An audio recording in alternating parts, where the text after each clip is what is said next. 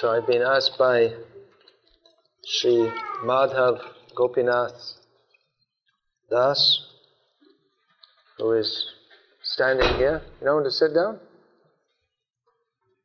to speak specifically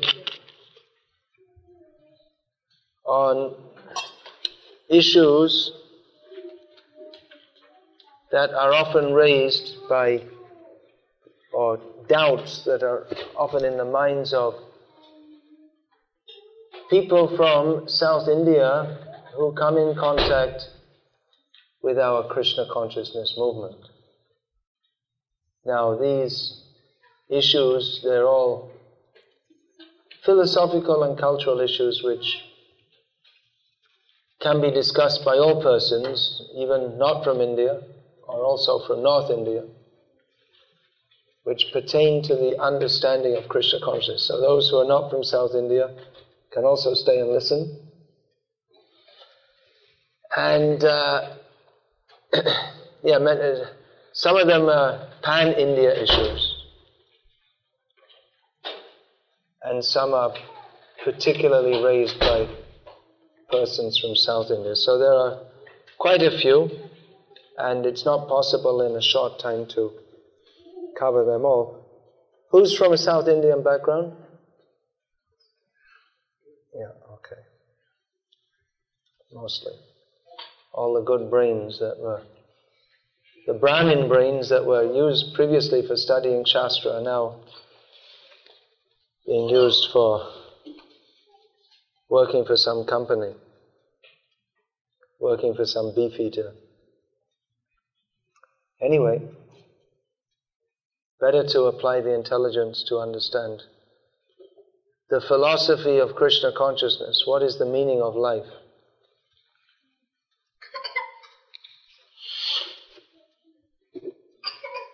So, you're all coming here, pious people, which presumably most of you by family background are what is called Hindu, for want of a better term.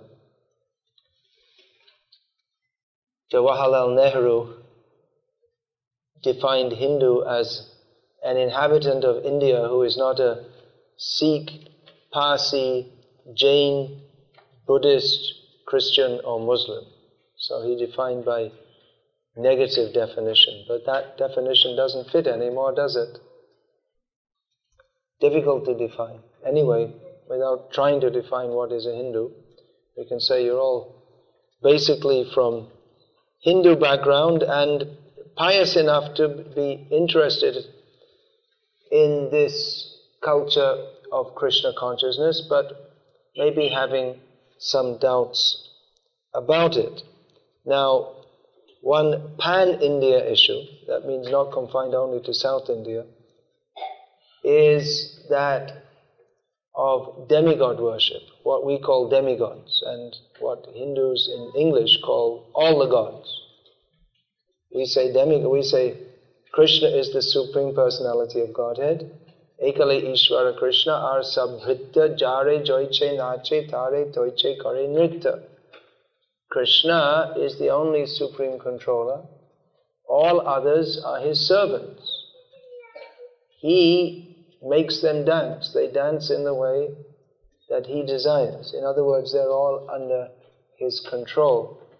Now, the general outlook among Hindus, although it's a very broad, Hinduism is, there are many different strains and understandings, but the general outlook is that there are many gods, and that Krishna or Vishnu is only one of them. However, this is not the conclusion of Shastra. Actually, in Shastra, in many places, it's stated that different gods are supreme. In some parts of the Vedas, it is stated that Indra is supreme. In some parts of the Vedas, it is said that Agni is supreme. In some parts of the Vedas, it is said that Varuna is supreme. Although the worship of Indra, Agni or Varuna is not very popular in modern India, but these statements are there. So to understand all of this, it's quite a big topic actually. It's not beginner stuff to understand all the complexities of the Vedic message. In brief, in summary, we can say, quoting from Bhagavad Gita, which is considered the essence of all Vedic knowledge. In there, Lord Krishna says, Vedaischa sarver aham eva vedyaha. In all the Vedas, Veda means knowledge, the object of knowledge is Krishna. And he states, Matah parataram nanyat kinchid asti. There is nothing superior to me, even slightly. Aham sarvasya prabhavaha. I am the source of everything. Aham adir hi devanam. I am the source of all the devas, or gods. And he, having quoted all these verses, that Krishna is supreme, we should also quote verses in which Lord Krishna specifically addresses the issue of worshipping other gods. He says, Kamaistaistaya hritagyana prapadyante devataha. He says that those who are impelled by material desire or lust, who are hritagyana, which means that their knowledge is spoiled, they don't have proper knowledge, they surrender to other gods. And antavattu palam tesham tad bhavatyalpametasam. He says that those who worship other gods are alpamedas. It means small intelligence, or foolish, to put it clearly. Because the result they get from doing so is very little. We can worship different gods.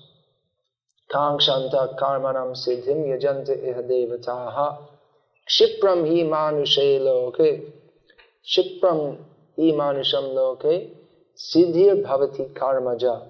Those who are interested in the karma kanda, or the path of work, they quickly get results by worshipping the different gods. But that result is only material. So whatever you get doesn't last. We can get a result. We worship different gods for good health, getting lots of money, peaceful family life, beautiful wife, or good husband. All these are possible to attain. And even happiness in a future life, going to heaven, Swarga Loka. But all this is temporary. Therefore, Lord Krishna dismisses it as foolish attempt. Now, we may say then, why are different gods recommended? Why is that in the Vedas? And apart from the different gods question, especially everywhere, but especially in Tamil Nadu, there are many who will say that Lord Shiva is supreme. And even we find in Mahabharata that Lord Krishna sometimes states Lord Shiva, that he is supreme. He is known as Parameshwar, the supreme Lord, supreme controller. And there's the famous incident of Lord Rama, who is Lord Vishnu, Lord Krishna, worshipping Lord Shiva at Rameshwara. Because Ravana, who he was about to attack and kill, was known as a devotee of Lord Shiva. So it appears that Lord Vishnu, not only appears, but actually that story is not in the original Ramayana, Valmiki Ramayana, but it's in other versions of Ramayana, Kamba Ramayana, etc. So that may be accepted, because when Krishna comes to this world as Rama and in various forms, he may worship the demigods, but that doesn't mean that they are supreme. Or he may, in certain circumstances, encourage the worship of demigods. Lord Shiva is known as Parameshwar, Lord Vishnu is also known as Parameshwar. But if the Shastric conclusion is considered, I'm quoting from Bhagavad Gita, then we can understand that Lord Shiva is the supreme controller within a limited sphere, within the material world, whereas the overall supreme is Krishna. Lord Shiva is always meditating. Who is he meditating on? Lord Sankarshan, who is in the form of Lord Vishnu.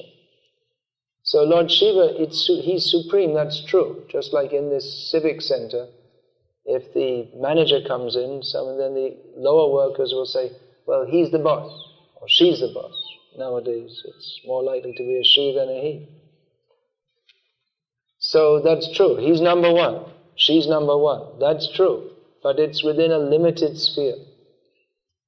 Whereas Krishna is the overall supreme. Now for the materialistic people, from their perspective, actually Lord Shiva is supreme.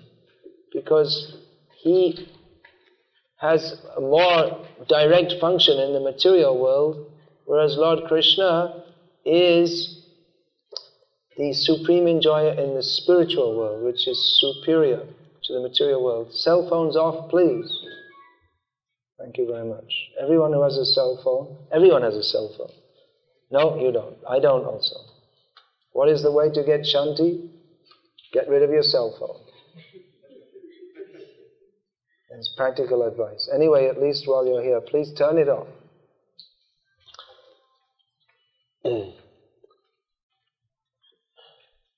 So,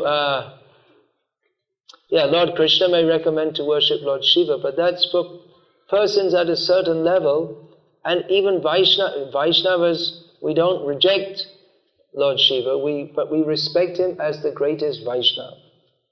Vaishnavanam yatha Shambhu. He is known as the greatest Vaishnava, and we respect him as such. But pure devotees of Krishna, persons who are interested in the highest goal of life, they center their worship, they focus it completely on Krishna, and they can also respect the demigods. They're called demigods because they're lesser gods. Their godliness is attained from their relationship with Vishnu. They're not independently gods. So they worship the demigods, not exactly worship, but they offer respect to, because they are representatives of Lord Vishnu. Now then, why is it stated in different parts of the Shastra that different demigods are supreme? Because that is required for different people at different levels. If they're not ready to come to the fully spiritual platform, then better than being atheistic is to worship the demigods. That is the beginning of recognition that there are superior powers to me. To Krishna. There are superior powers than Krishna. I am getting mixed up. Superior powers is a recognition that there are living beings who are superior to me. I'm dependent on light, heat, rain. So all this is administered by the demigods. So that's a beginning for materialistic people. They should worship demigods. Lord Krishna states this in Bhagavad Gita, that yo yang tanang bhakta shraddhaya chitam ichchati tasya achalang shraddham tam eva vididhamyaham. That persons who are on the level of demigod worship, who haven't come to the higher level, for them, Lord Krishna says, that faith that they have in the demigods, I, Lord Krishna, who is Antaryami, Paramatma, the super soul in everyone's heart, he makes that faith strong, because that's required for people on that level. But for those who are interested in understanding the highest knowledge, then they should come to after worshipping demigods for many lifetimes and being interested in material boons, then one should come to this platform, the platform that after going through all the Vedas, in the Vedas there's Purvamimamsa, which is concerned with getting material gains by performing sacrifices and worshipping different demigods. So, in the Purvamimamsa, or in the Vedic literature, that is stated that Indra is supreme, Varuna is supreme, Agni is supreme, Vishnu is supreme, all this. But at Uttaramimams, when one becomes more intelligent, one comes to the platform, as stated in the beginning of Vedanta Sutra, Athato Brahma Jignasa. Now one should inquire into the absolute truth. So far, we have inquired into how to worship different gods for the sake of material benefit. Now we should be intelligent enough to understand that worshipping different gods, that gives us material benefit, but this material world is dukkhalayama shashvatam. As Lord Krishna states in Bhagavad Gita, everything in this world is miserable, everything in this world is temporary, therefore we should consider what is the highest truth. The highest truth is also described in Vedanta Sutra, Janmadhyasya yataha, the absolute truth is the source of all emanations. That absolute truth, the source of everything, is described in Srimad Bhagavatam, which is the topmost Vedic literature, as Vasudeva, Krishna. He is the supreme object of meditation. So, we're going through a lot of stuff here because very quickly, if you want to understand this philosophically, then it's more than we can say in a short lecture. But you can take also this Bhagavad Gita as it is, and science of self-realization, and study this in more depth. We are approaching you here. We want to try to convince you. Of course, many of you are already convinced, but then you may want to take these arguments or pramanas, evidences for convincing others in future. So it may be useful for those who are already convinced.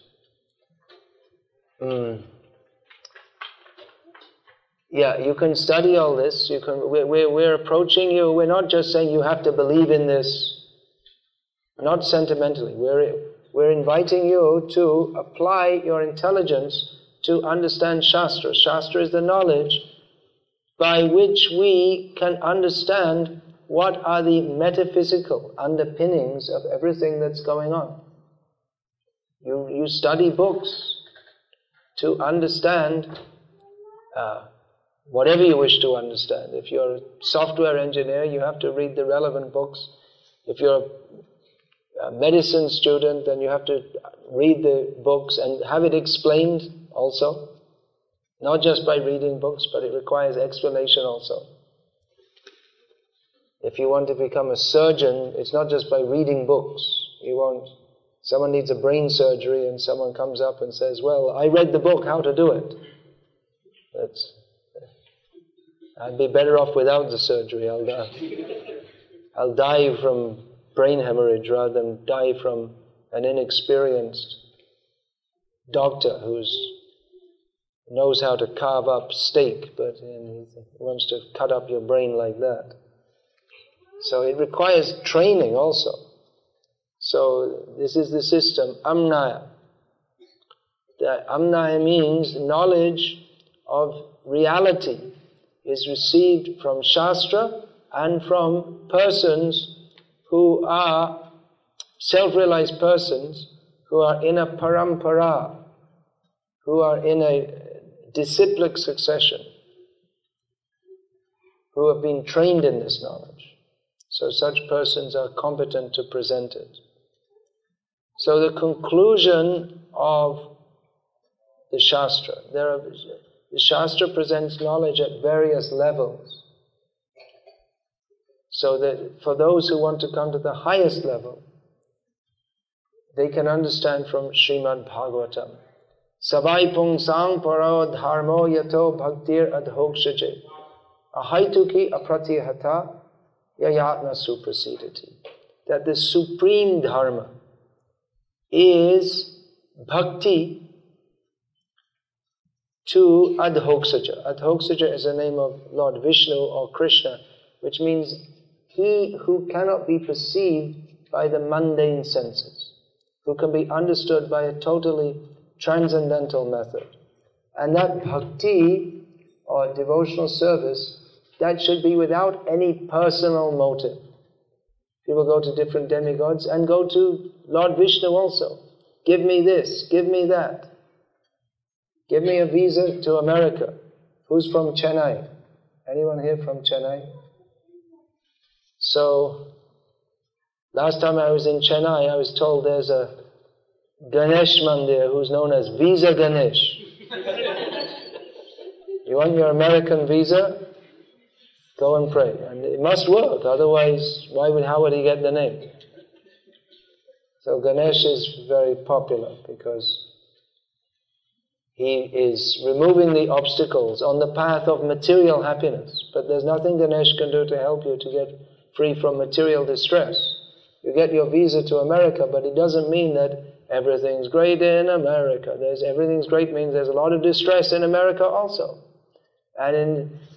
So instead of suffering various distresses in India, you can suffer various distresses in America and have a bigger income on which to do it. But still there's distress. The experience of distress is not mitigated by having a bigger paycheck on which to be miserable.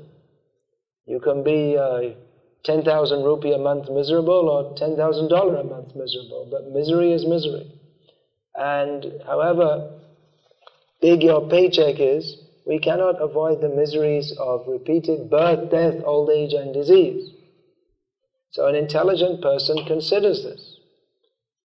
Everything in this material world is miserable, so what is the highest goal of life? We're trying to delineate this. Actually, another question among South Indians, it just came to my mind, I'd made a mental list of the ones to go through, but another one prominent at the present time is what about Jesus? Because money's pouring in from America to India, and especially South India, for converting Hindus into Christians. And nowadays it's not just tribals, but they're everywhere. Not just tribals and fishermen, but among all classes of society. And indeed, the Chief Minister of Andhra Pradesh is a Christian, and under his benign guidance, he also made the executive officer of the TTD, Tirupati Tirumala Devasthanams, a Christian, and now they want to build a big church on Tirumala to convert all the Hindus who are going there to Christians. So the question comes up, well, what about Jesus? Well, Jesus was a devotee. He's not God. That's a great mistake in Christianity. He never said, I'm God. They made a great mistake. He wasn't a meat eater like the Christians want to convert you into, if you're not already. If you're not a Hindu meat eater, they may convert you to a Christian meat eater. The Bible has been doctored. We're not just saying this, but there's good evidence of this. And practically in Christianity, there's not much philosophy. They say, believe in Jesus or you go to hell. Believe in God. But who is God? There's no knowledge of who He is. So, theologically it's very weak. That if you don't believe in God, He burns you in hell forever. Well, that doesn't sound like a very merciful God, does it? Sounds like someone who's very vindictive, vengeful. Then who is God? What is our relationship with Him? There's very little information. Then there's so many things. And it was only toward the end of the 19th century that in Christian religion they admitted or they allowed that women can have souls. Before that, only men had souls. And still they don't recognize that animals have souls and that you're killing animals, but that's sinful actually. So there are so many things wrong with that. It's not a philosophical approach. The Vedic culture presents philosophical understanding of the Supreme. So it's not recommended. that many Hindus, they don't have knowledge of, the knowledge is not being properly given about who is supreme or why we should worship in the temples. And a lot of modern Hinduism is really nonsensical, actually. They're following there's a lot of personality cults. This is the most popular nowadays. Different Babas, and in North India there's a big Bappa, and there's Amma, and all these different personality cults. But there's this art of living and all that. It's all personality cults.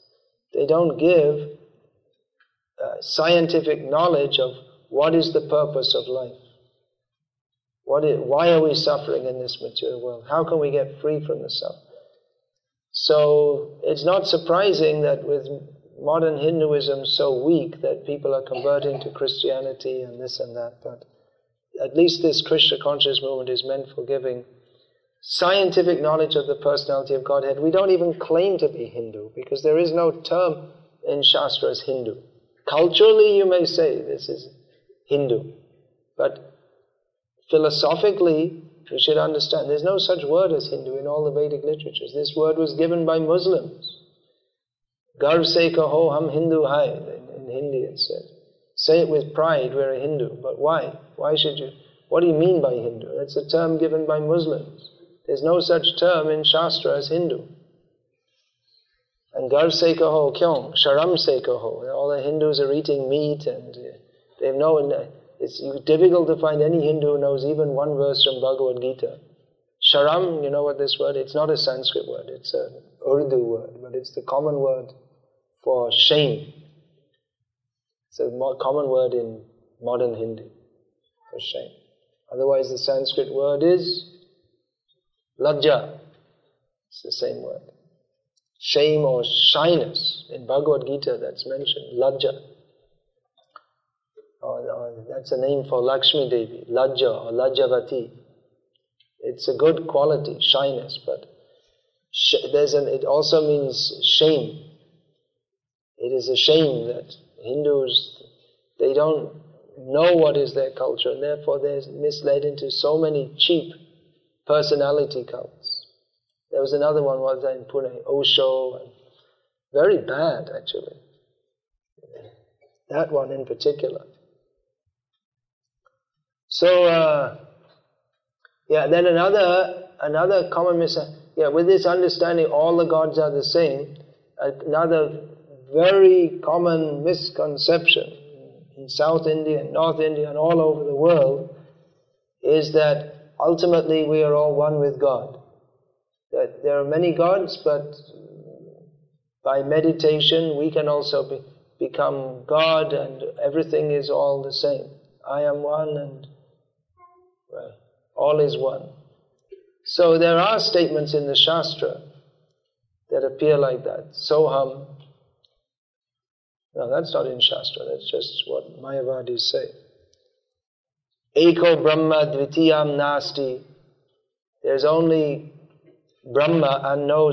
Brahma means the Supreme Truth, and no second. So people take that to mean that there's only Brahman and everything else is an illusion. But what it means is that there's only one Supreme Truth, and there's no one on the same level as him, as Arjuna states in Bhagavad Gita to Lord Krishna, Param Brahma, Param Dhama, Pavitram Paramam Bhavan. You are the Supreme Brahma, Supreme Truth. You are the Supreme Dhamma, the Supreme Abode. You are the Supreme Pure. So if we carefully study Shastra, we'll find that this idea that ultimately everything is one, it is not upheld by Shastra. And actually it doesn't make sense either. What is the meaning that ultimately everything is one? What does it mean? I am you and you are me. How is that? If I am hungry, and I may say to you, I am hungry, and you can say that, well, it doesn't matter because I just ate a big meal. Yeah, well, what about me? But you are me, so I don't have to feed you. You're the guest in my house, and I'm just going to sit down and eat a big meal, and then I don't have to feed you because you are me. And it'll save money. But it doesn't work. Well, they say, well, in the illusory state, there is a feeling of duality, but none of this actually exists. But if there is an illusory state, it means that the illusory state is different from what they call the realized state. So immediately there's two-ness. Where is the oneness? They say in the realized state, Gyan, Gyeya and Gyata, knowledge, the object of knowledge, and the perceiver of knowledge, they all become one. But how is that possible? So, the real message of Shastra is that there is the Supreme Lord, and we are all His servants. We are all part and parcel of Him. He is Satchidanandamai, He is eternal, full of bliss and knowledge, and so are we. But in this material state, we are in this material condition because of having forgotten Him. We can revive our relationship with Him by the process of bhakti. Bhakti leads to bhakti.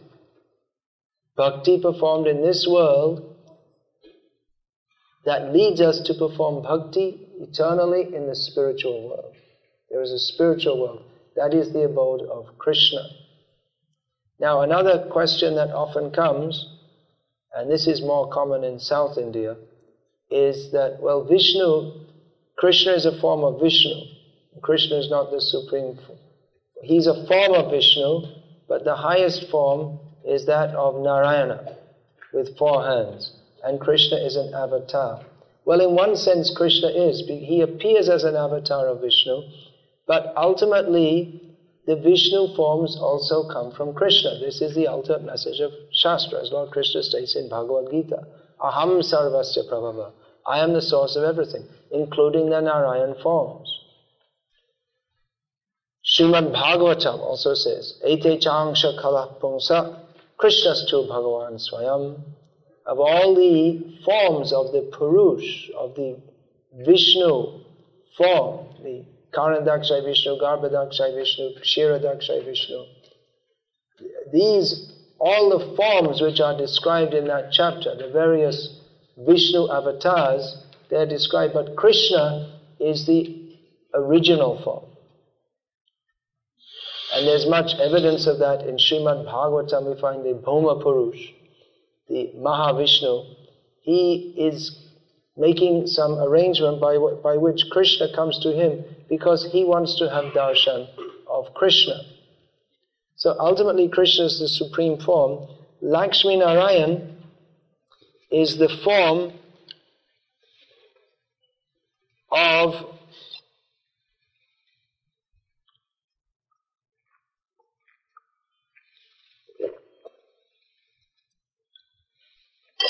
Krishna, who are majestic.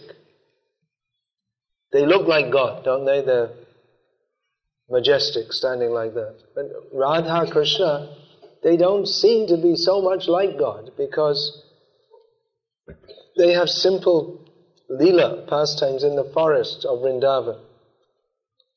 Whereas Lakshmi Narayan, he is Vaikuntanath, very opulent.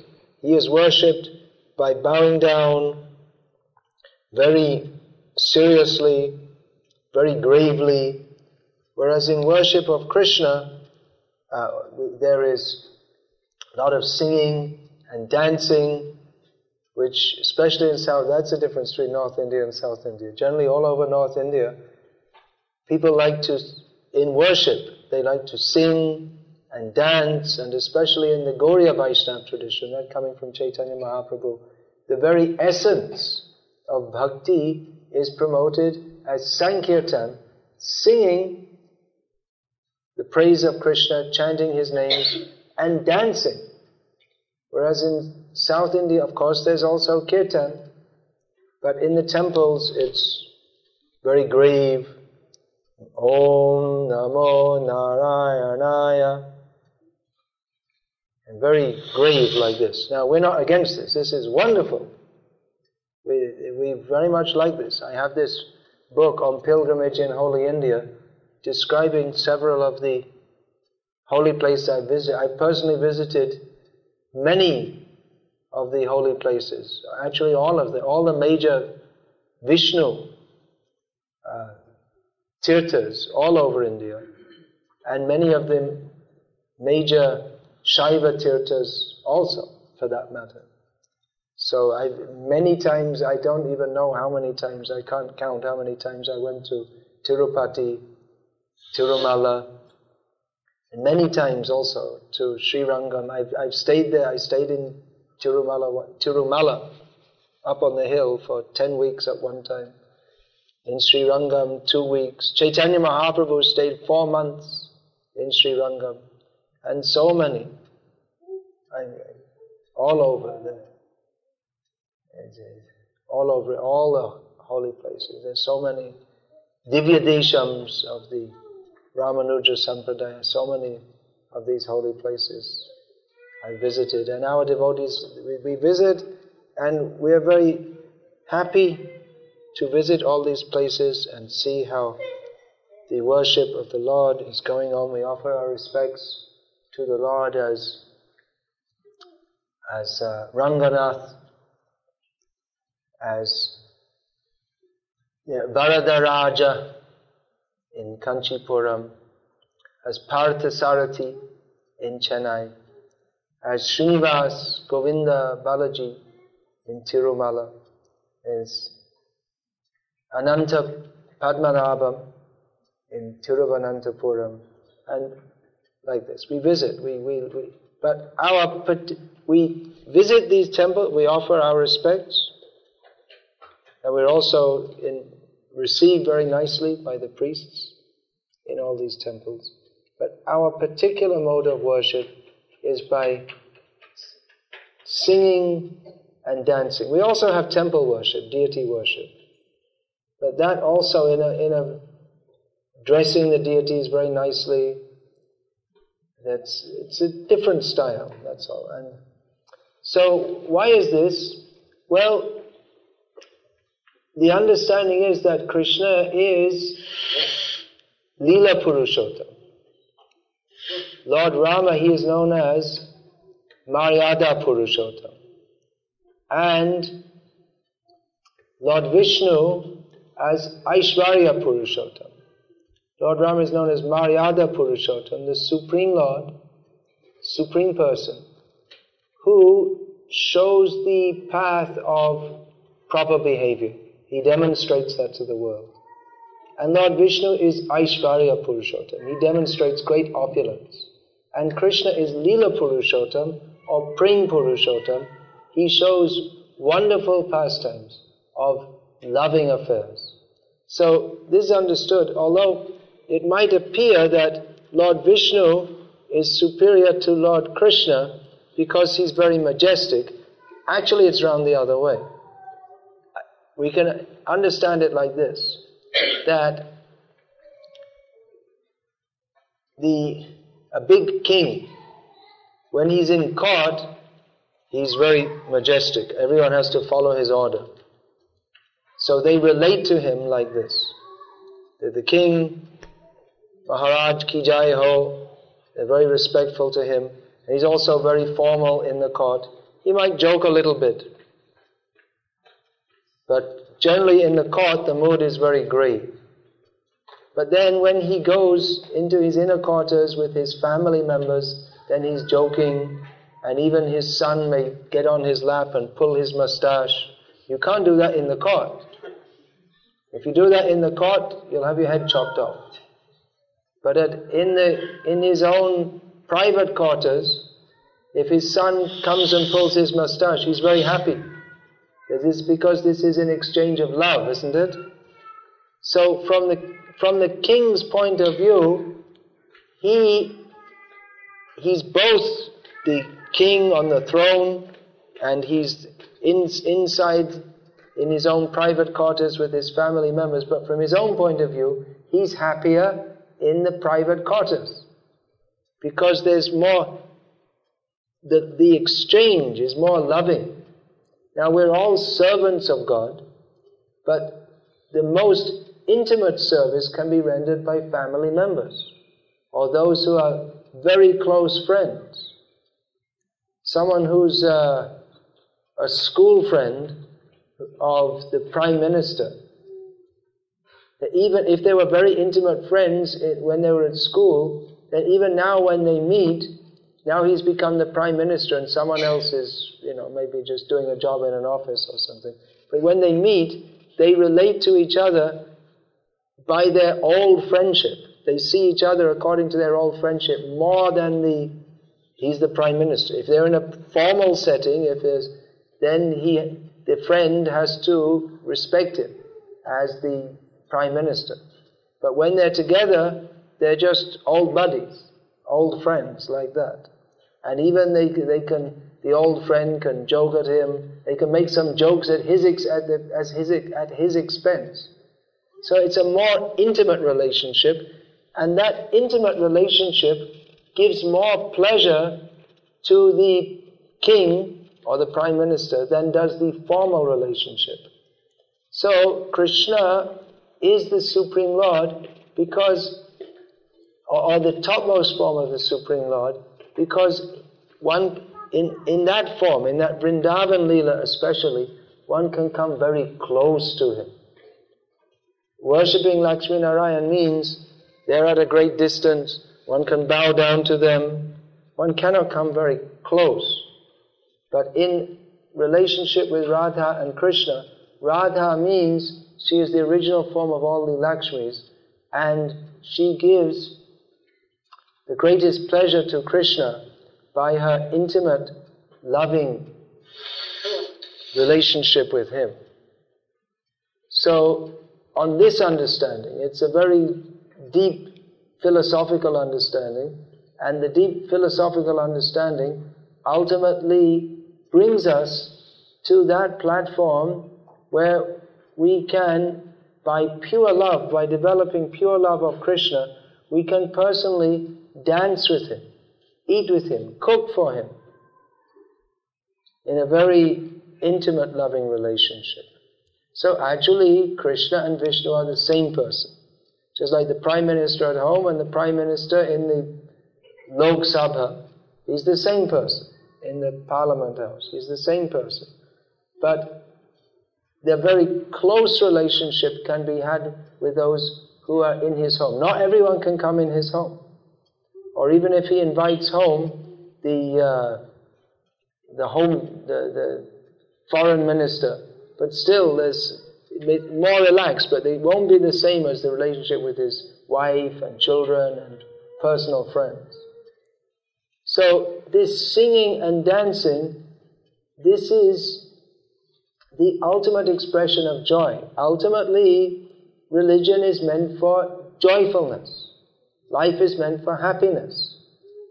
Permanent life means, in the spiritual world, with Krishna, singing and dancing, this is the ultimate expression of happiness. People, they come to religion. Why? Because they're feeling some depression, or they have some desire they want to fulfill. Everything we do for the sake of happiness. But we don't realize that as long as we are trying to be happy independent of Bhagavan, we cannot actually be happy, because we are part and parcel of him. So ultimately, religion is that gives us the facility to be happy in our genuine, constitutional, natural, and pure way. We cannot be happy by eating meat, getting drunk. These are very low-class ways of getting happy. We see it's such a sad thing. We see so many people come from India, and even in India itself, they're all getting drunk. What is this getting drunk? What kind of happiness is that? It's not happiness. That's happiness. This is the offering of the Western civilization to the world. Drink alcohol, and then you don't know what you're saying, you don't know what you're doing, you're urinating here and there, and you wake up in the morning with $100 less and a big headache. And that's happiness? and you're also likely to kill someone if you're driving. That's all they've got to offer for all their scientific development, and ultimately what you do is you get drunk. What is this? That's not even civilized. So the Krishna conscious movement is offering to everyone a civilized, pure way of life with good principles. No meat eating. What is this also, meat eating? They're complaining. Terrorists. They destroyed the Twin Towers in New York. You're all terrorists, you rascals. You're killing millions of cows and pigs and chickens every day. That's not terrorism. Look at the animals. They don't like it. They're suffering like it. They torture them. They all their lives they torture them. They keep them penned up, and then they just slaughter them. What for? You don't need meat to live. You can be more healthy by not eating meat. It's a slaughterhouse civilization. So in this Krishna conscious movement, we recommend no meat eating, no gambling. That's another nonsense. Las Vegas, the whole city of Las Vegas runs on gambling and prostitution. What is that? A whole city built on sinful life, and that's the big attraction that so many Americans go to. What is their level of consciousness? And why are people coming from the country with the greatest spiritual culture attracted to that? Then this illicit sex, we say, no illicit sex. That means, if you're going to be, sex is all right, that's part of life. But if one can overcome that attraction, or actually it's required to overcome that attraction, that's to develop pure spiritual consciousness. But for many people, it's not going to happen very quickly. So then get married and live respectably like a gentleman and a chaste woman. Why this? Going off boyfriends, girlfriends, get married, get divorced 3-4 times. This is not civilized life. This is the dogs in the street, they run around, they have no marriage ceremony. So for all these so-called advancement of modern life, they're just dogs and cats, that's all. Polished, sophisticated dogs and cats, that's all. So no meat eating, no gambling, no intoxication, no illicit sex.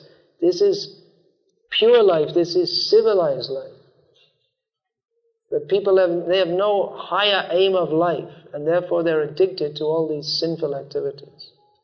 So our Krishna conscious movement is meant for giving the highest knowledge, for giving a pure way of life, and for giving the directions on how we can live in this world so that we don't have to get born again. We can live very happily in this life by remembering Krishna, by worshipping Krishna. This is the ultimate goal of life. That will bring us to the spiritual world with Krishna. Ultimately, no one's Indian or non-Indian or South Indian or North Indian or Christian or Hindu or Muslim, because these are all temporary designations. We were in a different body. All of us 100 years ago were in different bodies. We may not even have been in human bodies. So, due to Maya, we consider ourselves, I am a human, or the dog thinks I am a dog, and the cat thinks I am a cat. And the Indian thinks we don't like the Pakistanis, and the Pakistanis think we don't like the Indians.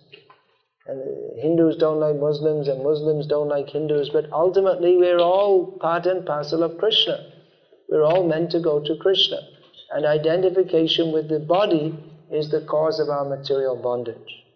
So this Krishna conscious movement gives the ancient knowledge of self-realization, which is as applicable today as it was thousands of years ago, because still we are Atma. That is still a fact. It's not that because we have computers and space rockets and genetic engineering and such advanced technology that someone sitting in America can go to work. He's in the military, he looks at all the different positions in Iraq and presses a button and bombs positions in Iraq, sitting in his... Then he goes home for a lunch break, comes back, bombs a few more places in Iraq, and then he goes home and watches TV. So you have advanced technology, but that doesn't nullify the fact that we are all Atma. That knowledge, that fact remains the same, despite so-called scientific and technological developments. So the need of the Atma is the same. The Atma is by nature eternal, full of bliss and full of knowledge, but in this mundane trap, in this material world, we think, I am this body, I belong to this country. Gratification of my senses, eat as much as possible, have as much sex as possible, live in a big house, get lots of money. This is the goal of life. But that is not true. That is foolishness. That simply leads to misery. So an intelligent person tries to find out what is the ultimate goal of life. Why are we suffering in this material world? How to get free from that suffering? Who is supreme? What is our relationship with Him? So the Vedic literatures, they give the most comprehensive, by far, knowledge of the soul. Why we are suffering in this material world? Who is supreme? Who is God? What is our relationship with Him? And it gives a practical method for redeveloping our spiritual consciousness or Krishna consciousness. In Kali Yuga, the present age of hypocrisy in which we presently live, the recommended method of God realization is Hare Nama, Hare Nama, Hare Nama Eva Kevalam, Kalo Nascheva, Nascheva, Nascheva Gatiranyata. In this age of Kali, there is no other way, no other way, no other way to achieve this ultimate destination, the spiritual destination, the spiritual world, than to chant the holy names, chant the holy names, chant the holy names of Lord Hari. And this is effective. We see practically. We're not just talking some pie-in-the-sky philosophy, but practically we see that people all over the world, by chanting the holy names of Krishna, become spiritually advanced and are able to give up all sinful activities, understand who is God, and become saintly people. So rather than becoming wealthy and sinful, our goal should be to be pure devotees of Krishna. That is the real wealth.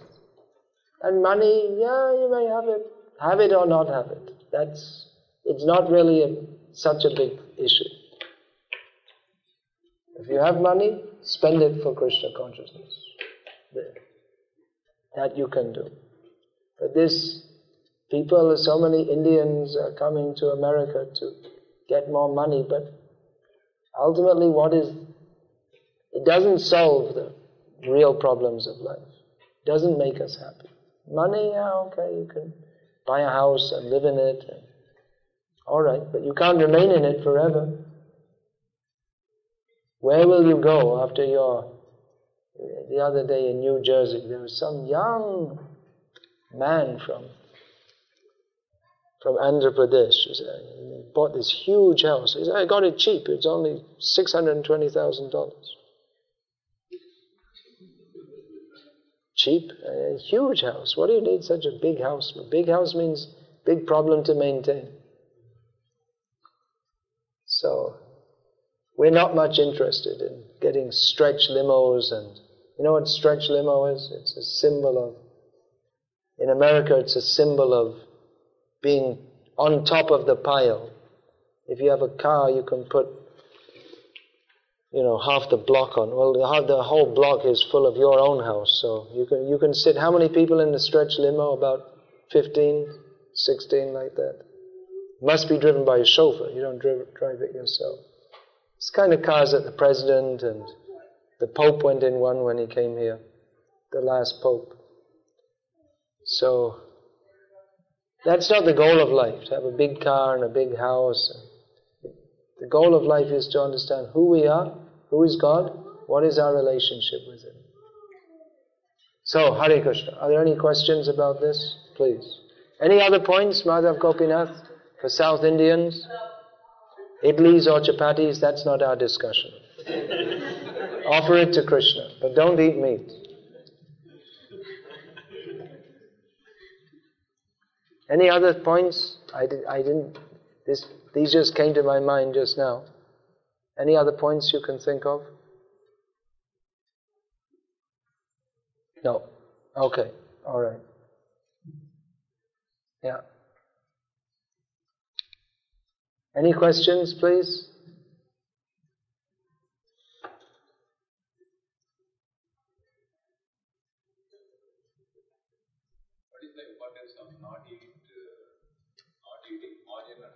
What is the importance of not eating onions and garlic? Well, your forefathers wouldn't have even asked this. They just didn't eat it. Actually, the question of in Shastra, it's not a question of vegetarian and non-vegetarian. This shakaha, this is a modern Hindi word, which it means vegetarian. But the term in Shastra is Amish Niramish. Amish means forbidden foods, and Niramish means not to take them. So, Amish means meat, fish, eggs, garlic, onions, mushrooms.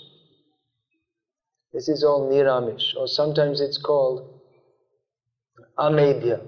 And Amedhya includes all these things, plus alcohol and different kinds of intoxication.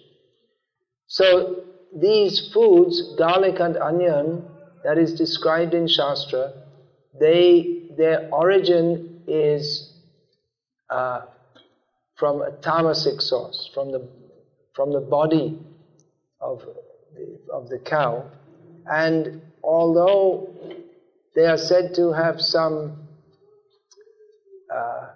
therapeutic effect, they increase tamagun. They are foods of tamagun. In Bhagavad Gita and other Shastras, it is elaborately described how everything we do and everything we eat affects our consciousness. So to understand God, it is required to be in pure consciousness. Sattva-gun is the entrance to God consciousness. But onions and garlic, they increase tamagun. That will pollute the consciousness. We cannot have clear consciousness. Or tamagun and rajagun. You can practically understand it's such a strong flavor. It's not a subtle flavor, it's a very strong flavor, so that you can understand, just like by eating lots of chili also, that's rajagun, isn't it? That increases the pitta in the body so much and makes one non-peaceful by taking it. So therefore it's forbidden food. Another reason is that devotees of Lord Vishnu this is actually even a more important reason. They only take, as servants of Krishna, they only take Krishna Prasad, food offered to Krishna. And Krishna doesn't eat meat, fish, eggs, garlic, onions, or any of these things. So we only take what he takes as a servant of Krishna. And if you are eating onions and garlic and you stop eating it, then those who take it, they feel, if I don't take it, well, there's no flavor. But actually, if you stop eating it, then you'll find there is flavor. And as long as you take it, there's only that flavor, because it drowns out all the other flavors. But there are so many subtle flavors. Same thing with chilies. If you throw in, half a kilo of chili powder in every sabji, then sometimes you see they make like the sambar. It's or the rasam. The only ras there is hot ras. There may be a little sourness also, but it's mainly just hot. But there are other rasas also. So all the subtle flavor of food can be appreciated by those who don't drown it out in chili powder and onions and garlic. It actually tastes a lot better. And it's actually better for health also. I mean, this garlic, they say it decreases cholesterol, but this cholesterol, that's mostly people are eating so much meat. So, or they don't do it, or they eat so much food and then they don't do any exercise. So, it's not required. Better not to take it. Yeah, any other question, please? Raj, I have a question. This is something that Can everyone hear? You have to speak in the microphone. A lot of times Indians that come to America have asked this. They say, well, it's okay to eat at McDonald's, Burger King, because those cows are not Deshi cows, and they're actually technically not cows because they don't have the specific symptoms or lakshanas of a cow. So a Deshi cow cannot be eaten, but a cow in America can. Where does it say that? Where is that stated in Shastra? Lord Krishna says, Patrang pushpang palang toyam. Actually, to eat meat, that's allowed in Vedic Shastra under certain conditions, not for devotees, but for people on a lower level of consciousness. Some allowance is there to stop slaughterhouses. Not that you eat every day. That's allowed that on Amavasya, one should personally kill not a cow, not even an American cow. A goat, generally a goat or a sheep, can be offered to Kali. Even now you see, sometimes in different parts of India, they'll have the drums, and you can see the goat can understand, I'm going to be killed, and it's like a macabre kind of atmosphere. And they sacrifice, and then they eat. So that's allowed once a month.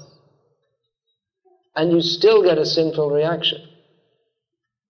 The mantra, mams, this word mams, meat, comes from mam, unto me, saha, he. So it means, I'm eating you, in a future life you will eat me.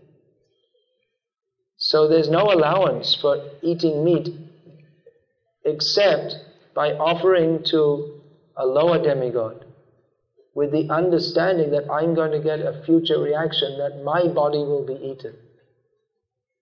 Or it's also allowed for Kshatriyas after some sacrifice has been made. And even Brahmins we find. Some of them in Vedic culture they would eat, but that's not a very high level of Brahmanism, meat eating.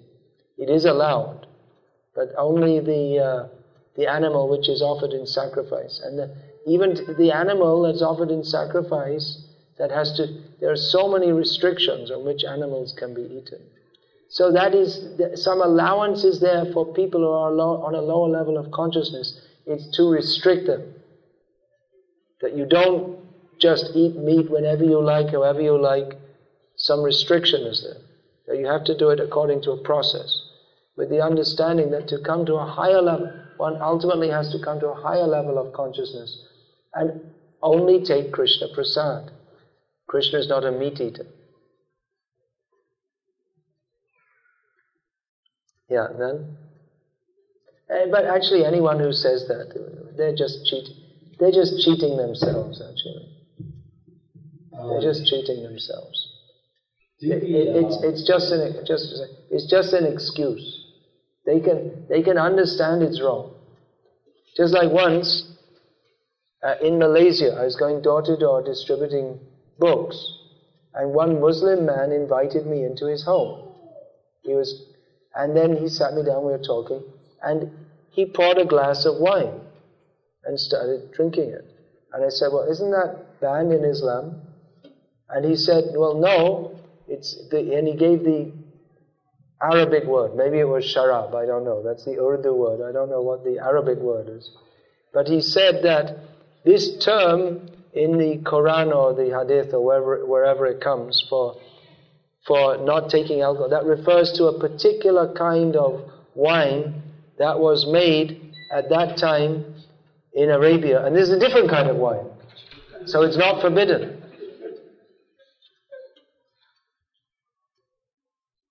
And then sometimes people say, well, where in Shastra is it forbidden to smoke cigarettes and drink tea?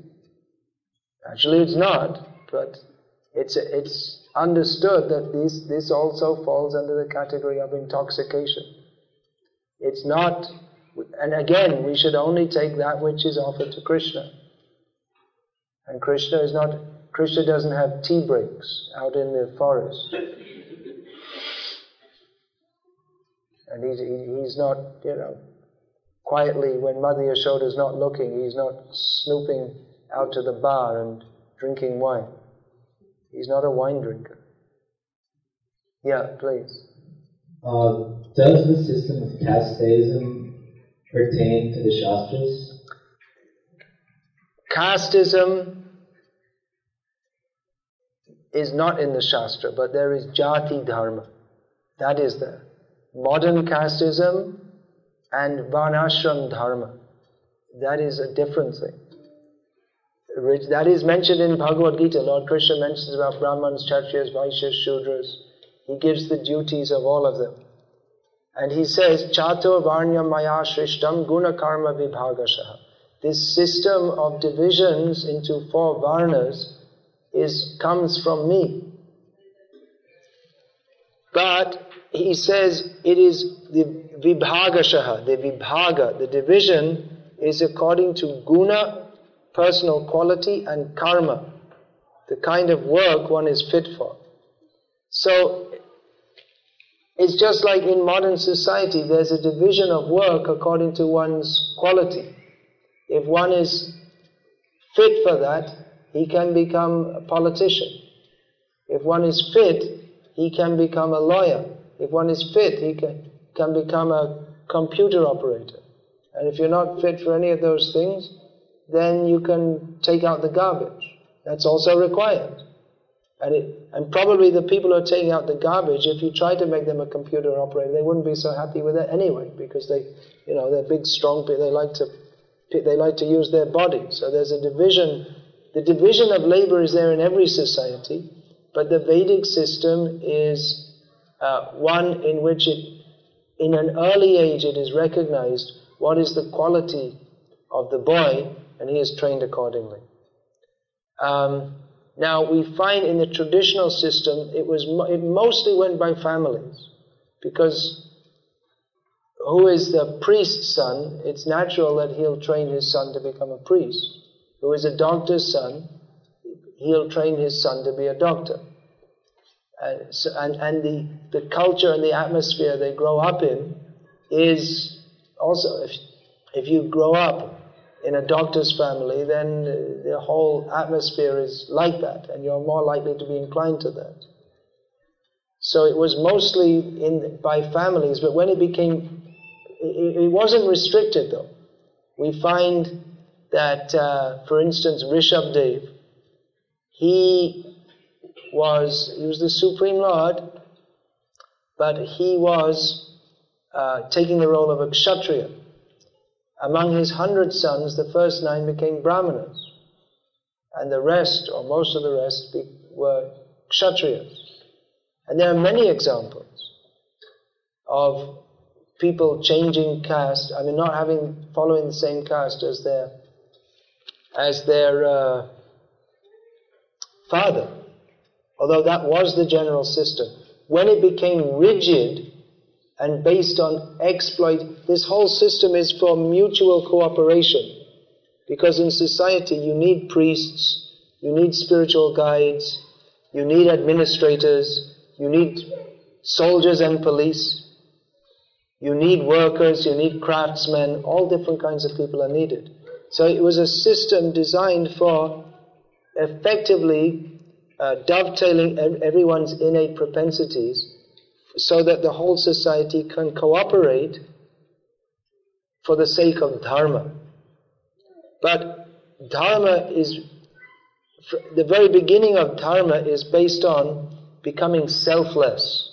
And ultimately that leads us up to the level of pure bhakti.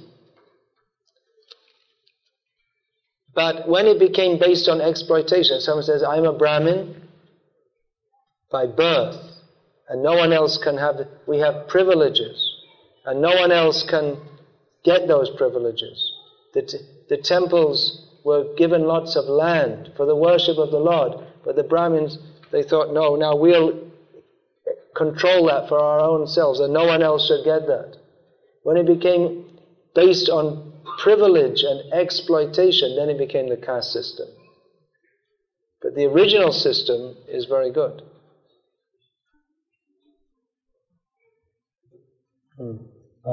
Do Shudras, correct me if I'm wrong, do Shudras actually stand for untouchables? No, untouchable is lower than Shudra. Untouchable are those who, they're just like in the modern age, you get people who get into gangs and, well, it's not exactly the same, but what I mean to say is they're not part of the standard society. They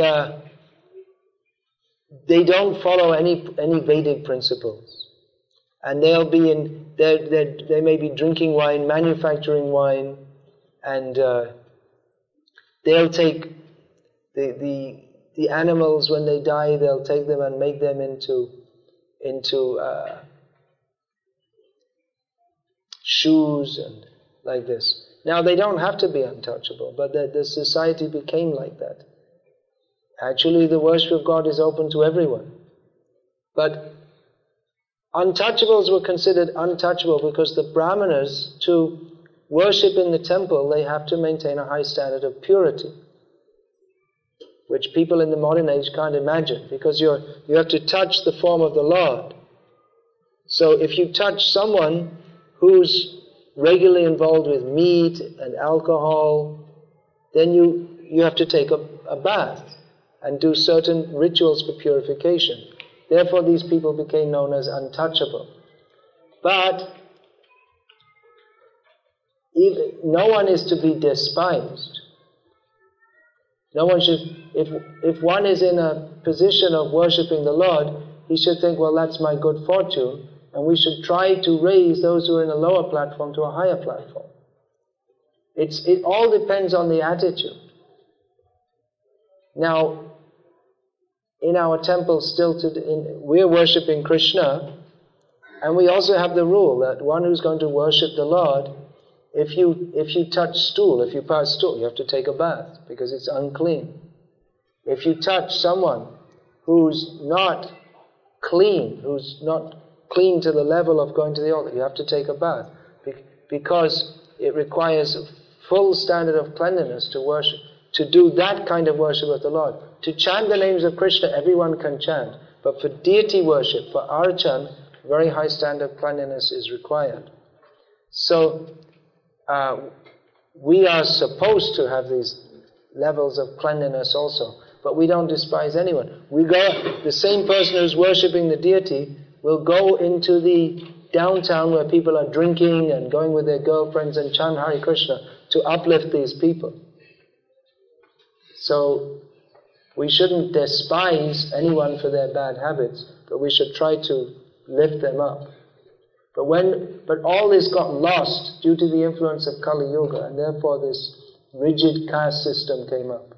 But anyway, Shudras know that untouchable means Chandal, Lecha, Yavan, these are different terms for those untouchable.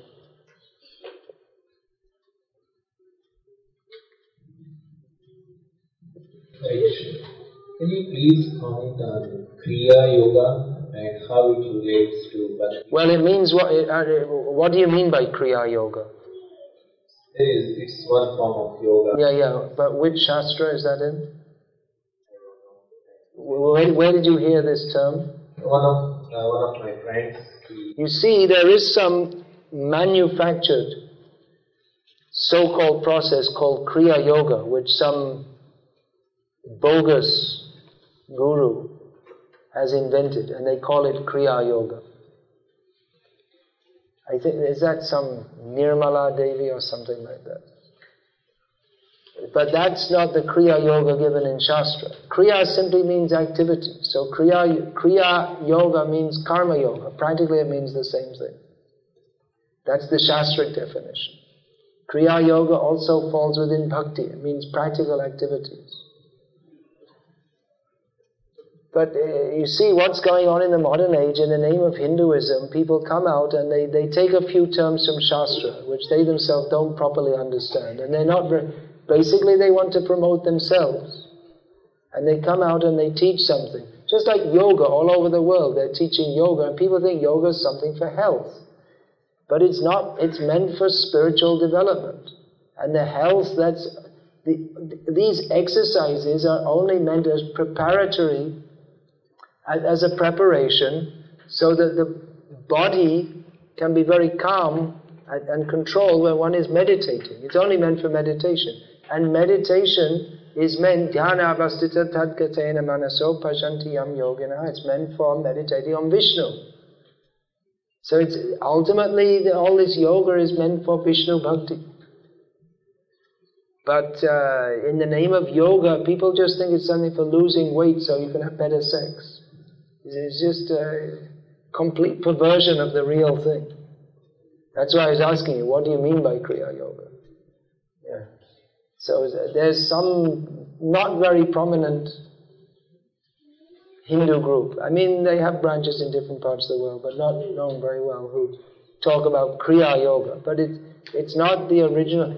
For a start, we don't find in Shastra that Kriya Yoga is... We find Karma Yoga, Jnana Yoga, then Ashtanga Yoga, of which Hatha Yoga is part, and Bhakti Yoga. These are the principal systems. And other yogas may be spoken of, but Kriya Yoga is not a major system in and of itself. But Kriya Yoga is... The word Kriya, it simply means activity. It means more or less, it's more or less a synonym of karma. So, Karma Yoga, that's understood in different ways. But there are various levels of Karma Yoga. That can be, Karma Yoga can also be understood as part of Bhakti Yoga, as activity performed for the pleasure of Vishnu. Yat karoshi yadashnasi yajjahosi tadasi yat tapasyasi kaunteya tat kurushva madarpanam. Lord Krishna says in Bhagavad Gita, everything you do, everything that you eat, any charity that you give, any austerities that you perform, that should be done as an offering to me. And what other people call Kriya Yoga, why should we take it seriously? Just because they say so. We have to refer to Shastra and to the great Acharyas. Not that you just pick up one or two things from Shastra and present it as if it's something very authorized. There's so many bogus things going on in the name of Hinduism. Yeah. What is the significance of the word Om? What is the significance of the word Om? Well, there are 3 syllables there, A-U-M. So these can be understood in different ways. The topmost understanding is that this refers to Krishna, Radha and all the jivas. Generally, Om is taken as a meditational sound by which one considers oneself to be one with the Supreme.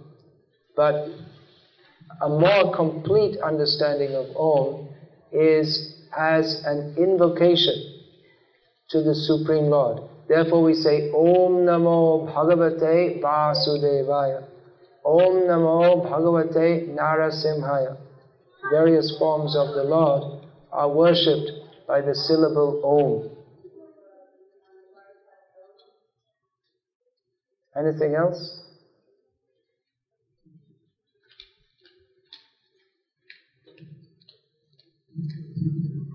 Hare Krishna Prabhu, please accept my obeisances.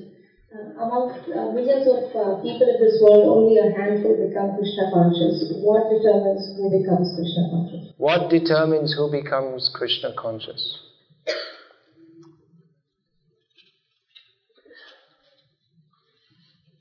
Well,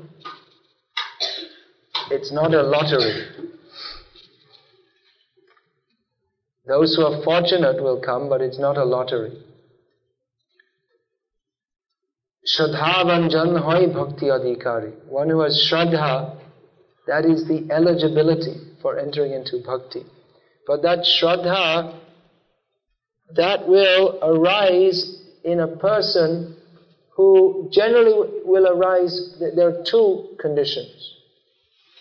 Generally, a person who in previous lives, who has had contact with bhakti, then when they come in contact with devotees, they will take it seriously. So generally there are two things. One thing, in previous lives, some contact with bhakti. It's a development from previous lives.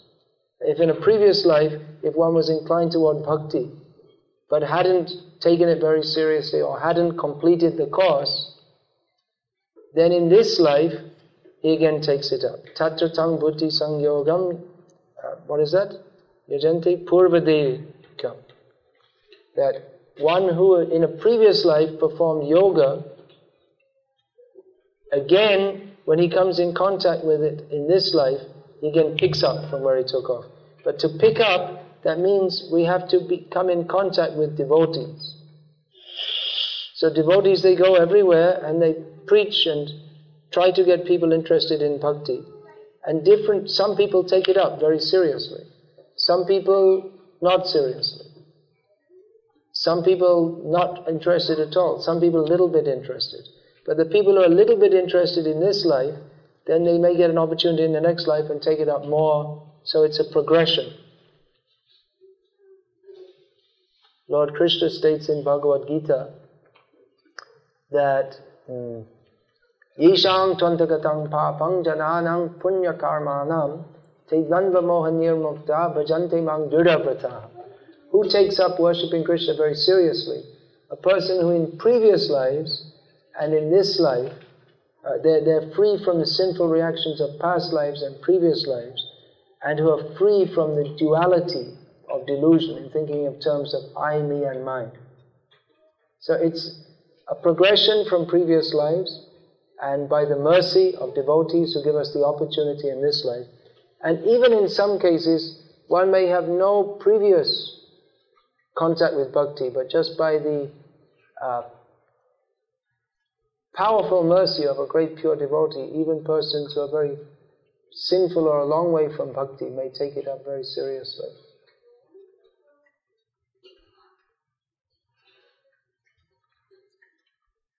Ultimately, we have to choose. What do we want? What do you want? What do you want in your life? Those who are intelligent, they will think, well, we want the best thing possible. What is that? The best thing possible is to achieve the highest bliss eternally that is possible in service to Krishna. We all desire to be happy. There's nothing wrong in desiring to be happy. We're not saying, be miserable.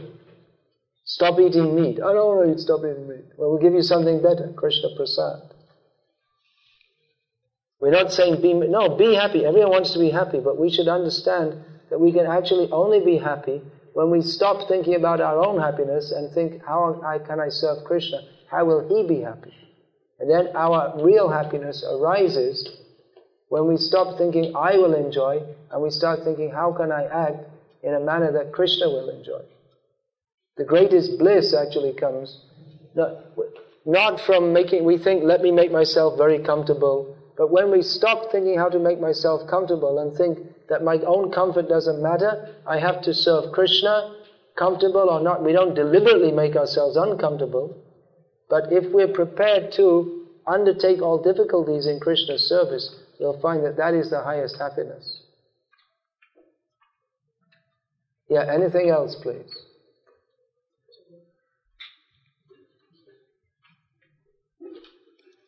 Well, if there are no more questions, then we can experience the happiness of honoring Krishna Prasadam. And as I was saying, you have to undergo difficulties in Krishna's service. Presently, I'm undergoing the difficulty of needing to leave this room for a few minutes and visit the restroom. So I had to stay because I had to answer all your